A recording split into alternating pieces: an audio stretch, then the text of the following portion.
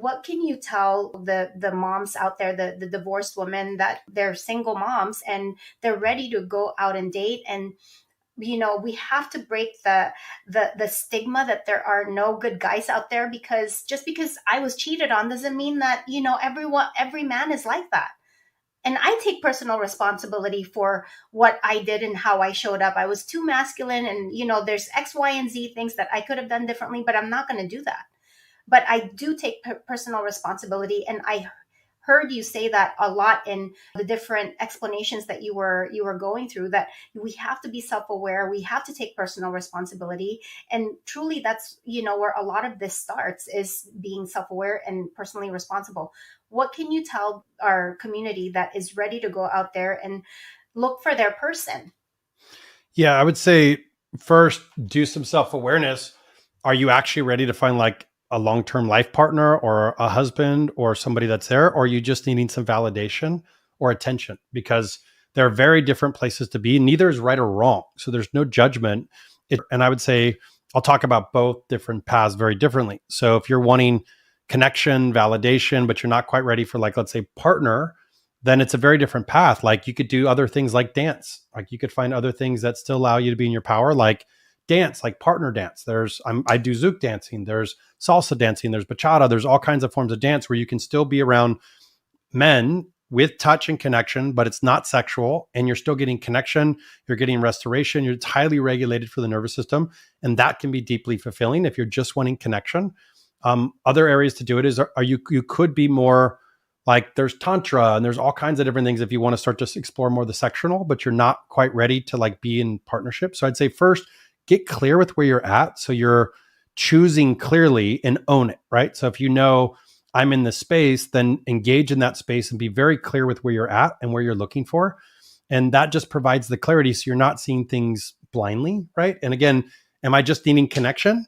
Am I wanting some validation? Or am I wanting to, like, I had to do a lot of sexual exploration because I was very shut down. So I had to create a safe container to go, who am I sexually? I shut down those parts of me. When I did a lot of my backtracking, that's how I know one of those patterns is I was raised seeing my parents, where my dad would advance my mom, and they're together 58 years, so long times, but she would slap his hand away. So I made my sexual energy wrong. So in relationships, I would like shut that part down and just be this good boy pleaser, that when I was doing deeper work, I'm like, that's not who I am. But when I'm single, I'm this guy. When I'm in a relationship, I'm this guy. And these are different parts of me. So why do I have shame around my sexual sides? So I had to create a safe place for me to go explore that, right? So I still, that can be a valid point that people have to go through if they're needing to re-explore that, but create a safe container for yourself. Do it with integrity, do it with a lot of awareness.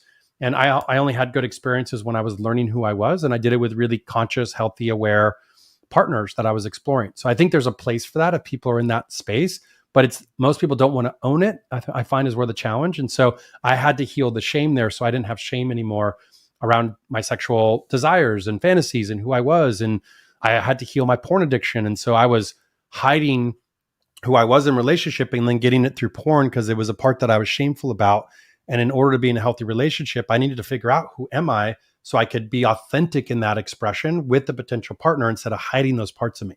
So I feel like there's a healthy place to do it. But again, now that I know it, there's tantra, there's a bunch of other places besides just exploring with partners. And there's people that are just wanting to explore and learn.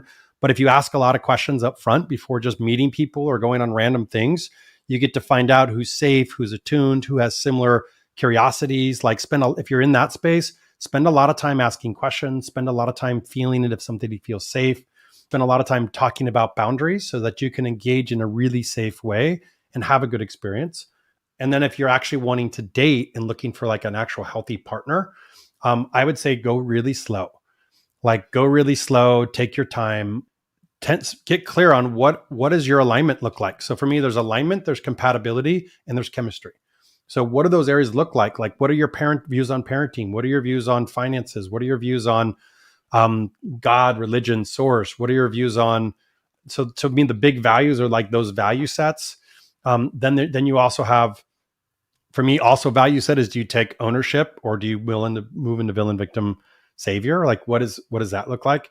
And then compatibility is like, what's your day to day? Like, are you guys going to get along? Do you have similar foods? Do you have similar lifestyles? what's your sexual compatibility, right? There's a lot of things that we have to know ourselves really well to say, do we align here? And can you practice being really authentic when you're having these conversations, getting to know somebody, almost like starting a little slower as a friend with the potential for partner? And then is there chemistry? And again, it could take a little bit of time. Sometimes it's not the immediate, but as you're spending more time with somebody, are you noticing the chemistry come online? And to me, if you just slow it down, I'm on the stance of wait for high potential alignment, compatibility, and chemistry, and then slow it way down. Once you know they're a fit, and keep deepening as you're finding out those details, right? And for me, I don't go sexual until I know there's deep alignment in all three areas, and then I'm willing to go. But I have to be willing to reveal my parts of myself over a period of time first, because once you go sexual, it's a lot harder because of those past wounds of abandonment or fear of inadequacy, which could be rejection.